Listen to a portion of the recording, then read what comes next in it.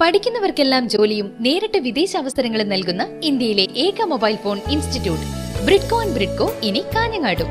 ഏറ്റവും കൂടുതൽ തൊഴിലവസരങ്ങൾ സൃഷ്ടിക്കപ്പെടുന്ന മൊബൈൽ ഫോൺ മേഖലയിൽ ഉയർന്ന പരിശീലനം ബ്രിഡ്കോയിൽ നിന്ന് മാത്രം. സാങ്കേതിക മികവിനായി ISO അംഗീകാരം നേടിയ ഇന്ത്യയിലെ ആദ്യത്തെ മൊബൈൽ ഫോൺ ഇൻസ്റ്റിറ്റ്യൂട്ടായ ബ്രിഡ്കോയിൽ നിന്നും മൊബൈൽ ഫോൺ സർവീസ് എഞ്ചിനീയർ ആകൂ. ജീവിത വിജയം ഉറപ്പാക്കൂ.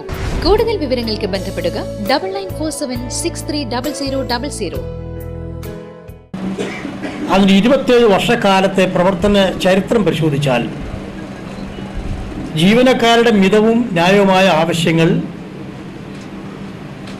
വേണം എന്ന് ആവശ്യപ്പെടുന്നതോടൊപ്പം തന്നെ ഈ പൊതുമേഖലാ സ്ഥാപനത്തിൽ പ്രവർത്തിക്കുന്ന ഒരു പബ്ലിക് സെക്ടർ പബ്ലിക് യൂട്ടിലിറ്റി എന്നുള്ള നിലയ്ക്കുള്ള പൊതുജന സേവനം നൽകുന്ന ഒരു സ്ഥാപനം എന്നുള്ള നിലയ്ക്കുള്ള അതിൻ്റെ വളർച്ചയ്ക്കും നിർണായകമായ സംഭാവനയാണ് നമ്മുടെ യൂണിയൻ നൽകുന്നത്.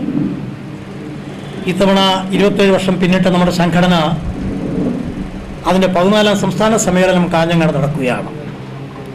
ഇവിടെ അധ്യക്ഷനും സ്വാഗത പ്രാസംഗം ചൂണ്ടിക്കാണിച്ച പോലെ ഇന്ന് ഈ സ്ഥാപനം അനുഭവിക്കുന്ന നിരവധി പ്രശ്നങ്ങൾ പരിഹാരം കാണണം എന്ന് നാം ആവശ്യപ്പെടാൻ പോവുകയാണ്. കേരളത്തിൻ്റെ മുഖ്യമന്ത്രിയെയും വകുപ്പ് മന്ത്രിയെയും KPCC പ്രസിഡന്റിനെയും മറ്റു ബന്ധപ്പെട്ട UDFിൻ്റെ നേതാക്കളെല്ലാം പങ്കെടുപ്പിച്ചുകൊണ്ട് സംസ്ഥാന സമ്മേളനമായി കാഞ്ഞങ്ങാട്ടെ 14ാം സംസ്ഥാനം മാറ്റണം എന്നാണ് നാം ആഗ്രഹിക്കുന്നത്.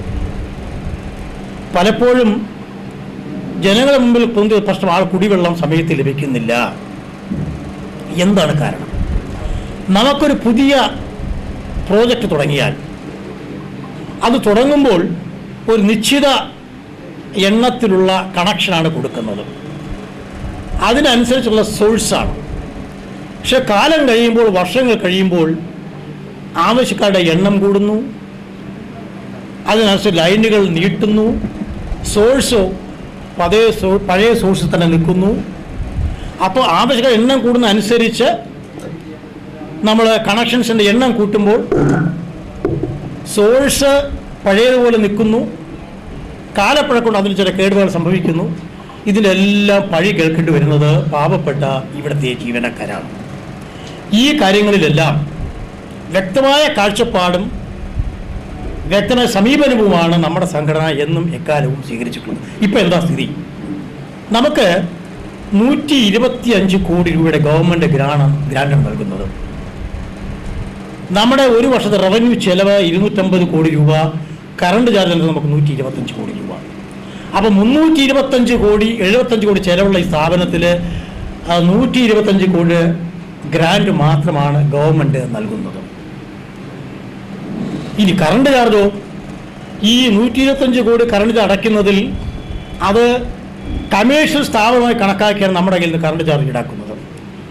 ജനങ്ങൾക്ക് ശുദ്ധവെള്ളം നൽകുന്ന, കുടിവെള്ളം നൽകുന്ന ഒരു പബ്ലിക് സെക്ടർ എന്നുള്ള നിലയ്ക്ക് ഇത് ഡൊമസ്റ്റിക്കിൽ പെടുത്തി ഇവിടുത്തെ ചാർജ് ഈടാക്കണമെന്ന് വർഷങ്ങളായി നാം ആവശ്യപ്പെടുകയാണ്. പുതിയ ഉമ്മൻചാണ്ടി ഗവൺമെൻറ് വന്നതിന് ശേഷം മന്ത്രിസഭ ഉപസമിതി 5 അംഗ സമിതി, വകുപ്പ് മന്ത്രി PJ ജോസഫ് കൺവീനറായി ഒരു ഉപസമിതി ഇത് ചർച്ച രൂപീകരിച്ചു കഴിഞ്ഞതാണ്. പക്ഷെ നിർഭാഗ്യവശാൽ സമിതി രൂപീകരിച്ച് ഏതാണ്ട് 10-11 മാസമായിട്ടും ഇത് സംബന്ധിച്ച് തീരുമാനമെടുക്കാൻ ക്യാബിനറ്റ് സഭയിൽ കഴിയാത്തത് കൊണ്ട് എന്ത് സംഭവിക്കുന്നു? ഇപ്പോഴും നമ്മൾ ഡൊമസ്റ്റിക് ചാർജിന് പകരം കമേഴ്ഷ്യൽ ചാർജ് കൊടുക്കുന്ന വാരിച്ച ഉത്തരവാദിത്വമാണ് നമുക്ക് വന്നുകൊണ്ടിരിക്കുന്നത്.